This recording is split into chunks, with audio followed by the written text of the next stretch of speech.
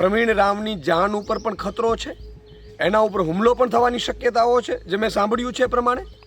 અને પદયાત્રા તો કોઈ પણ સંજોગે એમના અત્યારે પગમાં પણ ફોડા ઉપડી ગયા છે. આમ આદમી પાર્ટીના નેતાઓ એક પછી એક ગ્રામ્ય વિસ્તારોની અંદર જઈ રહ્યા છે, એમના અલગ અલગ કાર્યક્રમો છે કરી રહ્યા છે. કાર્યક્રમો દરમિયાન લોકો એમને સવાલો કરી રહ્યા છે અને સવાલો કરવાની સાથે જ બબાલો અને માથાકૂટના દ્રશ્યો સામે આવી રહ્યા છે. પહેલા ઈસુદાન ગઢવીની સભામાં કોઈએ સવાલ કર્યો, પ્રશ્ન પૂછ્યો, તો સામે ત્યાં સભામાં હાજર એક વ્યક્તિએ એને લાફો મારી દીધો. પછી ગોપાલ ઇટાલિયાની સભામાં કોઈએ સવાલ કર્યો અને હવે પ્રવીણ રામ જ્યારે બગસરાની અંદર સભા કરી રહ્યા હતા ત્યારે લોકોએ એમને સવાલ કર્યો અને પ્રવીણ રામે ભારતીય જનતા પાર્ટી પર આરોપ લગાવ્યા કે ભારતીય જનતા પાર્ટી પ્રવીણ રામની જે ગેડ બચાવો પદયાત્રા છે એ પદયાત્રાને રોકવાના, જનસભા ન થાય એના માટેના પ્રયાસો કરી રહી છે. ભારતીય જનતા પાર્ટી આમ આદમી પાર્ટીના નેતાઓને લોકો સુધી પહોંચવા નથી દેતી, આ પ્રકારના આરોપો પણ લગાવ્યા હતા. ગઈકાલે પ્રવીણ રામના એ દ્રશ્યો તમે જમાવટ પર જોયા હશે, એમની પ્રતિક્રિયા પણ સાંભળી હશે. આજે આમ આદમી પાર્ટીના પ્રદેશ પ્રમુખ ઈસુદાન ગઢવીની પ્રતિક્રિયા સામે આવી છે અને એમણે સૌથી મોટો આરોપ એ લગાવ્યો છે, સૌથી મોટી વાત એ કરી છે કે પ્રવીણ રામના જીવને ખતરો છે. ડીજીપી એસપીને કહીને એમને પોલીસ પ્રોટેક્શન આપે. પ્રવીણ રામ માટે ઈસુદાન ગઢવીએ પોલીસ પ્રોટેક્શનની માંગ કરી છે. એની સાથે સાથે ઈસુદાન ગઢવીએ એવું પણ કહ્યું છે કે એમના જીવ પર ખતરો છે, એમના પર હુમલો થવાની શક્યતા છે. ડીજીપી છે આઈજી અને એસપીને સૂચના આપે અને પ્રવીણ રામને પોલીસ પ્રોટેક્શન આપે, આવી માંગ ઈસુદાન ગઢવીએ કરી છે. કેમ કે ભારતીય જનતા પાર્ટીવાળા કામ કરતા નથી અને કામ કરવા દેતા પણ નથી, આવો આરોપ ઈસુદાન ગઢવીએ લગાવ્યો છે. એ ખેડૂતો માટે અવાજ ઉઠાવી રહ્યા છે, ખેડૂતોના પ્રશ્નો ઉઠાવી રહ્યા છે અને ખેડૂતો માટે લડતા રહેવાના છે. પણ એમના કામમાં અડચણ ઊભી કરવામાં આવી રહી છે અને અડચણ ઊભી કરનાર ભારતીય જનતા પાર્ટી છે. આવા આરોપ ઈસુદાન ગઢવી લગાવી રહ્યા છે. આ આરોપોની સાથે બીજું શું કહી રહ્યા છે સાંભળીએ. વર્ષોથી ઘેડ વિસ્તારની સમસ્યા છે, એમાં જુનાગઢ, પોરબંદરના કેટલાક ગામો, કેટલાક દ્વારકાના ગામો ઘેડના પાણી ભરાવાના કારણે પીડાઈ રહ્યા છે. ભાજપવાળા 30 વર્ષથી આશ્વાસન આપે છે કે આજે કરી દેશું, આજે કરી દેશું, કંઈ કરતા નથી.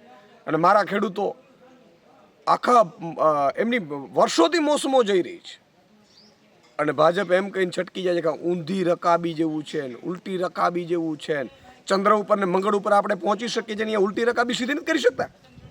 આ એક બહાના છે.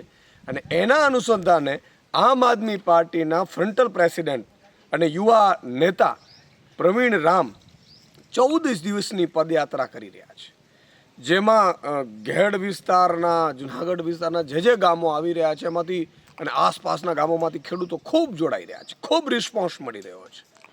પણ ભાજપવાળાને કામ કરવું નથી, કામ કરવા દેવું નથી. કોઈ અવાજ ઉઠાવે તો એને દબાવી દેવું છે.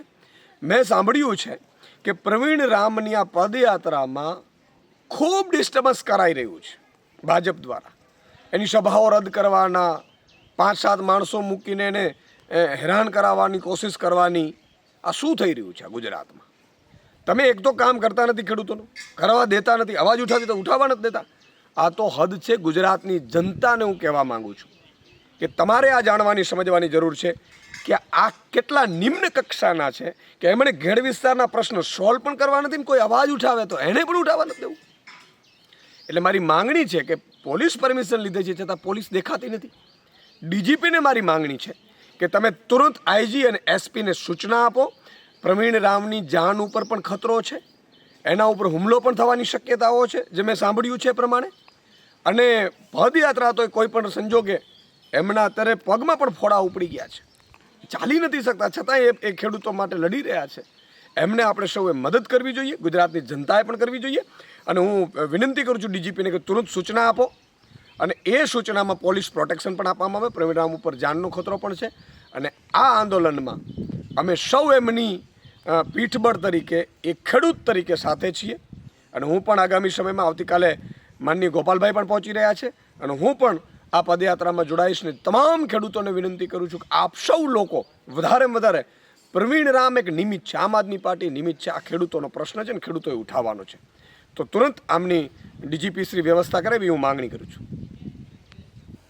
તો ઈસુદાન ગઢવીએ તો આરોપ લગાવ્યો છે ભારતીય જનતા પાર્ટી પર, પ્રવીણ રામ પર ખતરાની આશંકા છે, હુમલો થવાની શક્યતા એમણે વ્યક્ત કરી છે.